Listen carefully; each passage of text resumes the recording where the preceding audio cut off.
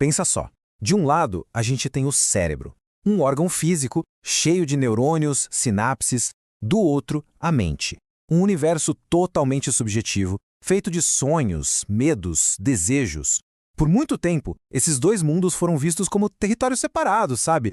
Quase como inimigos. Mas o que acontece quando eles finalmente começam a conversar? O que a gente está vendo aqui é uma verdadeira revolução no mapa da ciência. Até os anos 90, a relação era de puro antagonismo. Um muro separando a ciência dura daquela que era vista como conversa mole. Hoje a imagem é outra. É uma árvore, com raízes e galhos que se entrelaçam. Mas como é que esses dois mundos, antes tão opostos, viraram parceiros? Para entender isso, a gente precisa voltar no tempo e para um lugar bem surpreendente.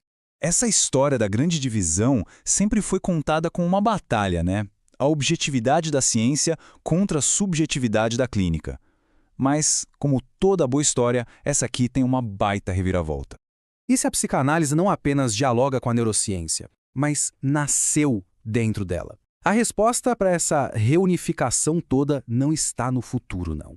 Está, na verdade, num retorno às origens.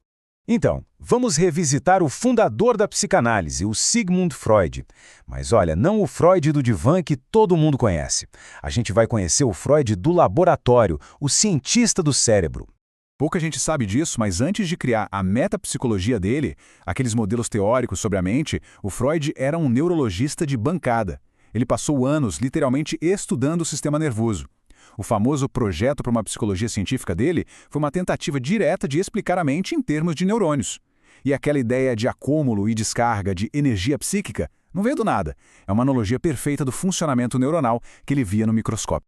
Dando um salto para o presente, a gente vê que essa herança neurológica não foi esquecida. Muito pelo contrário, ela está sendo a base para uma reunificação superpoderosa e organizada entre os dois campos. E essa validação vem de lugares bem importantes. Eric Kandel, um ganhador do Prêmio Nobel que estudou a base biológica da memória e que também é um estudioso da psicanálise, afirma que a cura pela palavra é um método sólido. Ele diz que as descobertas da neurociência não invalidam o que a psicanálise faz na prática, mas abrem um campo enorme para a gente correlacionar as coisas. Isso aqui ilustra de forma brilhante como as pontes são construídas. A neurociência descobre os neurônios espelho que disparam no nosso cérebro, tanto quando a gente faz uma ação, quanto quando a gente vê alguém fazendo. E de repente, pá! Conceitos psicanalíticos fundamentais, como a forma com que a gente se identifica com os outros e desenvolve empatia, o que o psicanalista Jacques Lacan chamou de registro do imaginário, ganham uma possível base biológica. Não é mais só uma teoria, entende? É algo que podemos começar a ver acontecendo no cérebro. E essa convergência não é só teórica, não. Ela está sendo institucionalizada. Pesquisadores como o Peter Fonagy e o Mark Solms, que a gente vê aí na imagem, estão liderando um projeto organizado para fundamentar a psicanálise na biologia cerebral e na psicologia do desenvolvimento, criando um campo de crítica e verificação mútua. Agora vamos para a aplicação prática. Como exatamente a experiência subjetiva, que é a matéria da psicanálise, pode ter um efeito concreto e mensurável no cérebro, a matéria da neurologia. O trabalho do Mark Solms e da Karen Kaplan Solms é fascinante. Eles estudam pacientes com lesões cerebrais específicas e demonstram como essas lesões afetam a personalidade de maneiras que parecem confirmar as teorias freudianas sobre as funções do eu e os mecanismos de defesa. É a clínica neurológica dialogando diretamente com a metapsicologia. E o conceito que une tudo isso é a neuroplasticidade.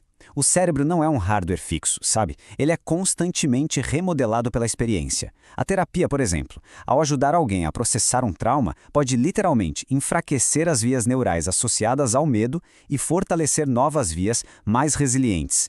Cada aprendizado deixa traços físicos, criando e fortalecendo conexões sinápticas. Isso nos leva a uma ideia muito profunda. Não somos apenas determinados pela genética. Nós somos constituídos pela experiência. A plasticidade neuronal valida cientificamente a ênfase que a psicanálise sempre deu à história singular de cada indivíduo como o fator que nos constitui. Mas claro, essa aproximação não é um caminho sem obstáculos. É um campo em plena construção, e reconhecer seus desafios é fundamental para o seu avanço. O Mark Solms nos apresenta um paradoxo clínico muito interessante. Ele diz que a escuta psicanalítica, com sua atenção à subjetividade do paciente, oferece ferramentas que a medicina técnica muitas vezes ignora. A via de mão dupla existe sim, mas por enquanto a troca é meio assimétrica, pendendo mais para a humanização do tratamento médico. E aqui está talvez o maior desafio.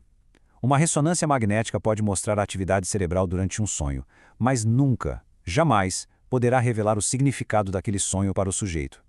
O modelo de evidência da neurociência e a justificativa interna da clínica psicanalítica não são perfeitamente traduzíveis.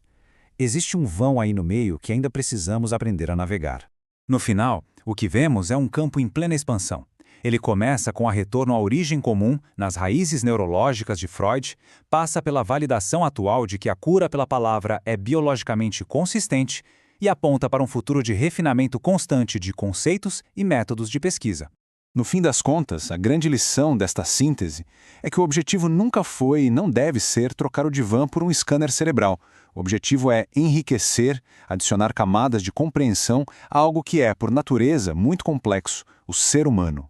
Para quem quiser se aprofundar, estes são alguns dos autores e obras fundamentais que estão construindo essa ponte.